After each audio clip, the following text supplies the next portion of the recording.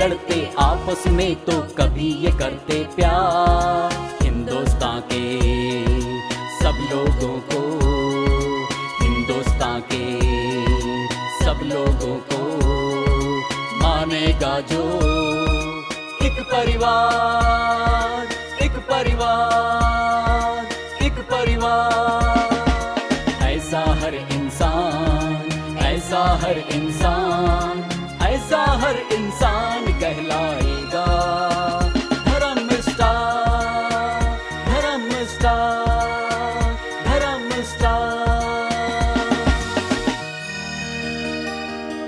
ये है महाराष्ट्र का जलगांव जिला, जहां से मात्र 35 किलोमीटर की दूरी पर सावखेड़ा गांव में जलगांव धुलिया हाईवे पर है परम पूज्य गुरुदेव श्री श्री 1008 विद्या वाचस्पति धर्म सम्राट महामंडलेश्वर इंद्र देवेश्वरानंद सरस्वती जी का सुंदर मनोहर आश्रम। आइए आपको ले चलते हैं आश्रम के भीतर और दर्शन कराते हैं गुरुवर के। कार्यक्रम धर्म स्टार में दर्शकों एक बार फिर से आप सभी का स्वागत है। हमारा ये कार्यक्रम आधारित है ऐसे लोगों पर जो हमारे समाज के लिए, हमारे देश के लिए और हमारे धर्म के लिए कुछ अच्छा काम करते हैं। जी हाँ, और आज हम खोजते खोजते आ पहुँचे हैं एक ऐसे धर्म स्टार के पास जिन्होंने पूरी धरती को एक मानवता का संदेश दिया है, पूरी धरती को एकजुट करने का अथक प्रयास किया है। विभिन्न प्रकार की सेवाएं उनके आश्रम में चलती है, जैसे कि अन्नदान सेवा, गौदान की सेवा, साथ ही साथ यज्ञ की सेवा, गुरुकुलम की सेवा। ये तमाम प्रकार की सेवाएं परम पूज्य गुरुदेव इंद्रदेव महाराज जी के आश्रम में सुचारू रूप से चलती है। इस आश्रम की इतनी सारी खूबियां हैं कि एक खूबी की तारीफ करते हैं तो दूसरी खूबी नजर आ जाती है। एक बार जो लोग यहाँ पर आते हैं वो यहीं के होकर रह जाते हैं, उनका मन नहीं करता कि वो यहाँ से लौट कर जाएं। सचमुच इस धरती पर ऐसे लगता है जैसे स्वर्ग अवतरित हो गया है।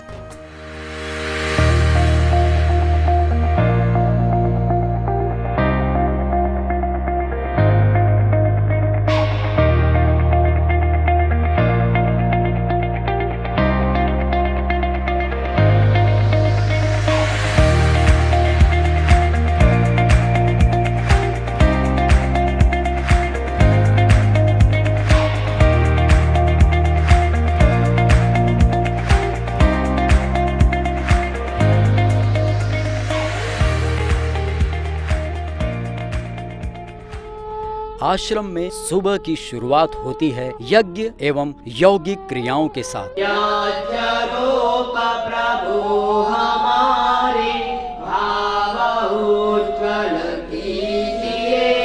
आज के बच्चे ही हैं हमारे कल के देश का भविष्य, और उनमें अच्छे संस्कार डालने का बीड़ा उठाया है परम पूज्य श्री इंद्रदेव महाराज जी ने, जहां बच्चों को संस्कारों के साथ यौगिक क्रियाओं के साथ दी जाती है आधुनिक शिक्षा।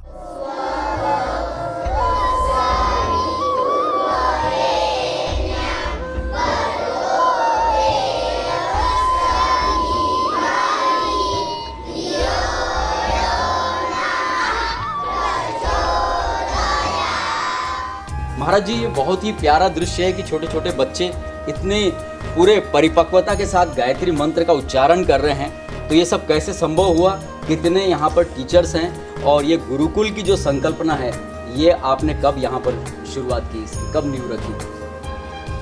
दरअसल में वैदिक गुरुकुलम जो है, ये हमारी संकल्पना तो बहुत पुरानी थी, पर व्यवस्थाएं कमज़ोर होने के कारण वो संवेदनाएं थी, तो इसलिए वो शुरू नहीं हो पाया। और ये वैदिक गुरुकुलम का जो इंग्लिश मीडियम स्कूल है, ये हमने 2016 में शुरू किया और जब से अभी तक निरंतर चल रहा है।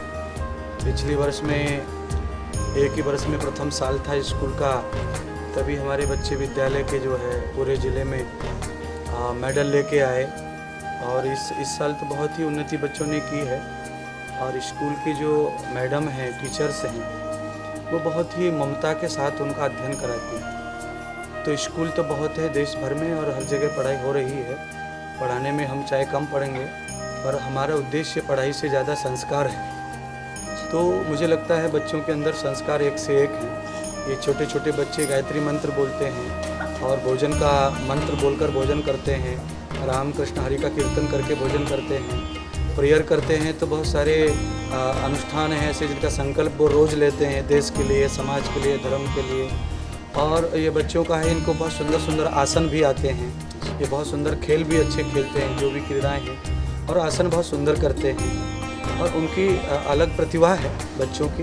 और हमारा एक ही संकल्प है कि किसी भी स्थिति में भारत देश में आर्यत्व का, वैदिकता का निर्माण हो। भाषा बदली है अंग्रेजी के रूप में, और हमने उसको अपने आप से संस्कारों से मढ़ लिया अंग्रेजी को। तो अंग्रेजी के साथ हम लोग सबसे ज़्यादा वैदिकता को, ऋषि मुनियों के कल्चर को और वीर बहादुरों के कल्चरों को उनमें उतार रहे हैं। और हम आशा करते हैं कि इस स्कूल के द्वारा ज़रूर इस महाराष्ट्र राज्य को ये सफलता मिलेगी कि अच्छे योद्धा, अच्छे वीर, धर्मात्मा, सद्बुद्धि के विद्यार्थी बाहर आएंगे, जो राष्ट्र का काम करने में बहुत सरलता के साथ में, सहजता के साथ में देश को आगे बढ़ाएंगे। दर्शकों, वैसे तो पूरे देश में हमने हजारों स्कूल देखे हैं, लेकिन परम पूज्य गुरुदेव इंद्रदेव महाराज जी के जब हम गुरुकुल में आए तो यहाँ छोटे छोटे बच्चों को दिए जाने वाले संस्कार और उनका ड्रेसअप सेंस और साथ ही साथ उनको जो ज्ञान यहाँ पर दिया जा रहा है वो सब देखकर हम हतप्रभ हो गए। तो आइए जानते हैं यहाँ की प्रिंसिपल साहिबा से कि यहाँ की शिक्षा कैसे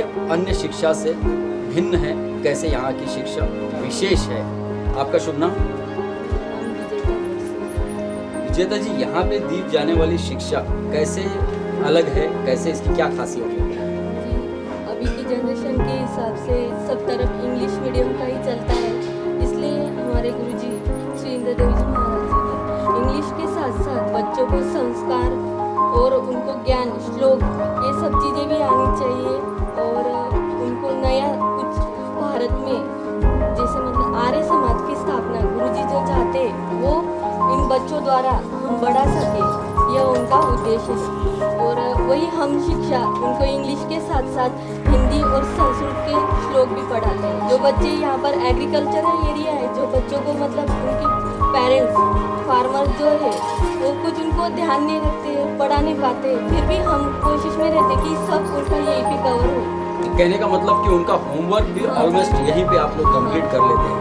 जी हाँ, ये अद्भुत प्रक्रिया यहाँ की शिक्षा की थी जो कि यहाँ के प्रिंसिपल मैम ने बताई है। चलिए और देखते हैं इस आश्रम की विशेषता। कहते हैं महाराष्ट्र के आश्रम के द्वार से कोई भी भूखा गरीब खाली पेट नहीं जाता। यहाँ भोजन में अमीर गरीब का कोई भेदभाव नहीं है। दर्शकों, कहते हैं कि अन्नदान सबसे बड़ा दान होता है और कहा जाता है कि कोई शख्स अगर 24 घंटे में से कभी भी गुरुदेव जी के आश्रम में आ जाता है तो भूखा नहीं जाता है। जब जाता है तो 2 चीज़ें ले जाता है, एक तो गुरुजी का आशीर्वाद और यहाँ का प्रसाद।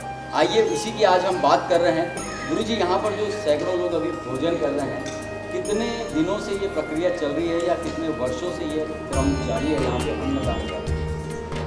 हमारे जीवन में तो ये प्रक्रिया पूरे 30 साल से चल रही है। इस आश्रम को बने हुए अभी 8 वर्ष हुए। तो आश्रम की जब नींव रखी थी तो गौ सेवा और अन्नदान की सेवा तब से शुरू से ही यहाँ जगह थी, तभी से ये शुरू है। और निरंतर मुझे लगता है शुरुआत से ही ये काम चल रहा है। दोनों समय का भोजन यहाँ निःशुल्क हमेशा दिया जाता है लोगों को। नाश्ता चाय भी 2 बार दिया जाता है। निःशुल्क ही ये सेवा यहाँ निरंतर चलती है। और ये तो व्यक्ति का ये धर्म है। परमात्मा ने निःशुल्क ही सृष्टि में अन्न भेजा है, फल सब्जियाँ भेजी हैं। और इसी हिसाब से साधु संतों को भी लोग देवता भगवान के रूप में देखते हैं। यहाँ पर भी सारी सेवाएं निःशुल्क ही चलनी चाहिए और हम लोग उसका पालन करते हैं। क्या गुरुजी, इस आश्रम में कोई ऐसे विशेष पर्व होते हैं साल में 1 बार या 2 बार भारी संख्या में भंडारा होता है, ज़्यादा लोग आते हैं, तो ऐसा पर्व या पूर्णिमा या फिर और ऐसा उसके बारे में आप बताइए। इस साल में 2 उत्सव होते हैं बड़े, जिसमें फरवरी में आता है एक उत्सव हमारे जन्मदिन के रूप में। तब भी पूरे भारत के लोग आते हैं, 4 से 5 लाख लोग रहते हैं, मेला रहता है। उसके बाद गुरुकुल जुलाई में आती है तो 8-10 लाख लोग रहते हैं 10 दिन। तो उस समय भी निःशुल्क भंडारा ऐसे ही चलता है निःशुल्क।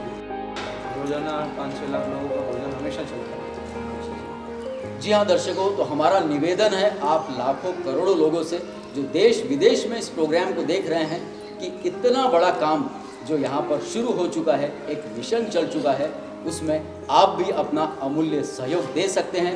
हमारे टेलीफोन नंबर्स आपके टीवी स्क्रीन पर मौजूद हैं। आप बेझिझक जब चाहें संपर्क कर सकते हैं। आश्रम में आपका स्वागत रहेगा। धरती पर सभी धर्मों के लोगों को अपनी संतान समझकर दूध देने वाली अगर कोई माता है तो वो है गौ माता, और उनकी रक्षा, सुरक्षा, चारा, उपचार और सेवा का संकल्प लिया है महाराज श्री ने। आज हम बात कर रहे हैं परम पूज्य गुरुदेव इंद्रदेव महाराज जी की, जिनकी इस वक्त गौशाला में हम लोग आ पहुंचे हैं और यहाँ पर सैकड़ों गाय उनकी एक आवाज पर दौड़ी चली आती हैं। वो दिन रात गौ सेवा में लगे रहते हैं। आप देख सकते हैं कितने सुंदर स्वच्छ जल की भी व्यवस्था यहाँ पर की गई है गौ माता के लिए। आइए जानते हैं गुरु जी से कि यहाँ पर किस प्रकार से व्यवस्था चलाई जाती है गौ सेवा के लिए। गुरु जी, आपका बहुत बहुत स्वागत है एक बार फिर से। हम ये जानना चाहेंगे कि आपके इस गौशाला में बहुत ही सुंदर तरीके से गायों की देखभाल की जा रही है। लगभग कितनी गाय हैं यहाँ पर? मुझे लगता है गाय होंगी 150 से 160 गाय हैं जी। और ये जो इतनी सारी गाय हैं तो इनके चारे के और पानी के व्यवस्था के लिए क्या क्या दिक्कतें यहाँ पर आई और किस तरीके से आपने उसका समाधान निकाला? पानी की तो प्रॉब्लम है ही, समझिए पूरे महाराष्ट्र में है और यहाँ बहुत ज़्यादा पानी की कमी है। तो पानी की कमी को पूरा करने के लिए हमने 1 लाख लीटर टंकी बनाई है। उसमें पानी फिर लाते स्टोर करते हैं और गाय के लिए जितनी आवश्यकता है उस हिसाब से पानी गाय को भरपूर हो, उसके लिए हम पानी की व्यवस्था बनाए रखते हैं। और हमने गौशाला में भी नज़दीक में ये टैंक बनाया है जहाँ स्वच्छ पानी हम लोग रोज़ भरते हैं ताज़ा टंकी के माध्यम से। तो यहाँ पर जो जितनी गौ माता है तो उनकी सेवा के लिए क्या व्यवस्था है? अगर वो कोई बीमार पड़ जाती हैं, किसी प्रकार से लाचार बीमार है कुछ, या हो सकता है बहुत सारी गायें दूध भी नहीं देती हो, तो आम तौर पे ये देखा गया है कि देश में कई बार जब गौ माता दूध नहीं देती है तो लोग अपने घरों से निकाल देते हैं कि ये हमारे कोई काम की नहीं। तो ऐसे समय में उसका क्या समाधान है आपकी नज़र में? नहीं, हम समाधान उसका यही है कि हमसे जितना बन रहा है हम लोग सेवा कर रहे हैं।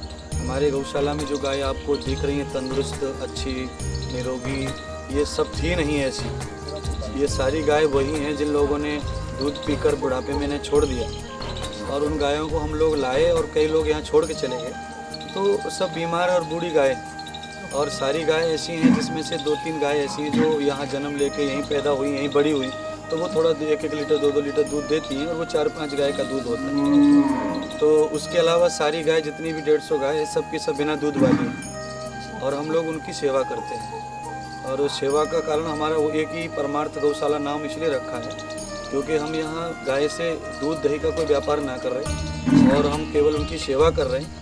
उसी हिसाब से हमने देखो वृद्धाश्रम भी बनाया हुआ है बुजुर्गों के लिए, तो बुजुर्ग गायों के लिए ही गौशाला बनाई। बस वही गाय ऐसी हैं कि यहाँ आके हमने डॉक्टर जो है 2 अपॉइंट किए हुए बाहर से, तो वो यहाँ आते हैं रोज़ एक डॉक्टर और रोज़ निरीक्षण करता है और जहाँ भी जो इलाज की ज़रूरत पड़ती है उस प्रकार का इलाज डॉक्टरों के द्वारा हम लेते हैं और हमने डॉक्टरों को फिक्स किया हुआ है गौशाला की। जी हाँ दर्शकों, कहते हैं कि भोपाल गैस कांड जब हुआ था तो सैकड़ों की तादाद में, हजारों की तादाद में लोग वहाँ पर मर गए थे, लेकिन सिर्फ एक ऐसा घर था जिसके सारे के सारे सदस्य सुरक्षित थे। पता है क्यों?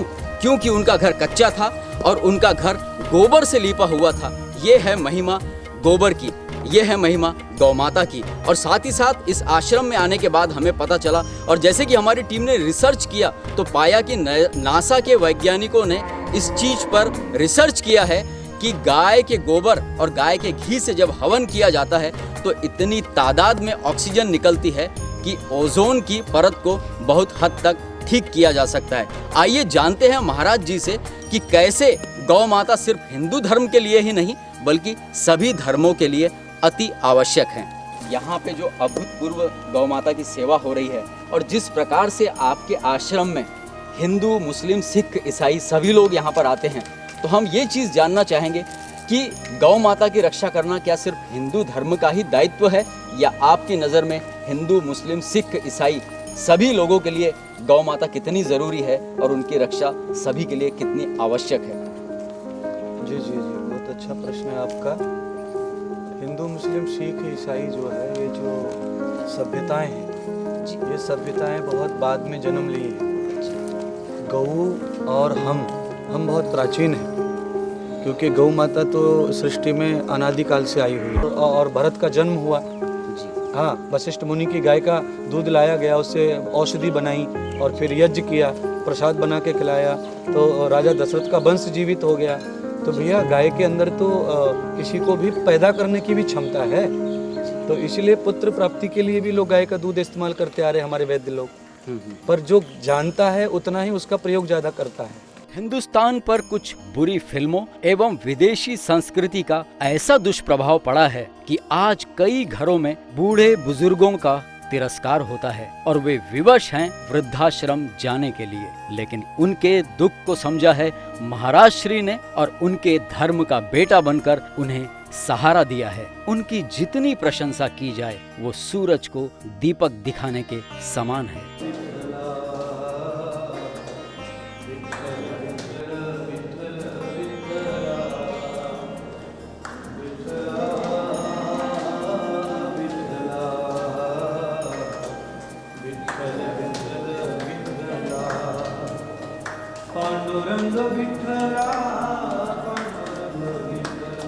आपका पैर दुख रहा था, दवा लिए?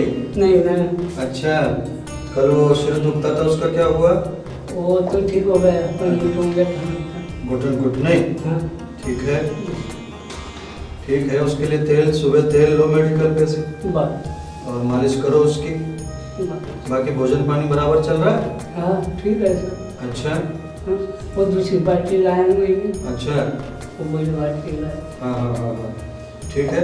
उसको भी नियम से लो बाटली को। आप थोड़ी सी रहते हैं। ठीक है, बहुत अच्छा। मैं बताऊंगा। ठंडी के लिए सब वस्त्र वगैरह ओढ़ने को है, कंबल। हाँ। ठीक। क्या प्राणी, क्या पर्यावरण, सभी की देखभाल महाराज जी की दिनचर्या का हिस्सा है। परम पूज्य इंद्रदेव जी महाराज जी का ऐसा जादुई व्यक्तित्व है कि टीवी पर उनके कार्यक्रम देखकर लोग उनके भक्त बन जाते हैं। बीड़ी, सिगरेट, तंबाकू जैसे तमाम नशे की आदत को ऐसे त्याग देते हैं जैसे कीचड़ में खिला कमल कीचड़ और पानी को त्याग देता है। हिंदू, मुस्लिम, सिख, ईसाई सभी लोग उन्हें बराबर का आदर और स्नेह प्रदान करते हैं। वे सचमुच बेजोड़ हैं, अद्भुत हैं, दैवीय शक्तियों से युक्त हैं। यहाँ पे वो तमाम लोग हैं जो किसी न किसी मजबूरी से, किसी परिस्थितिवश यहाँ पर आए हुए हैं, और जब यहाँ पर अगर उनका कोई स्वास्थ्य खराब हो जाता है, कोई परेशानी में होते हैं, तो एक बेटे की तरह महाराज जी उनकी देखभाल करते हैं।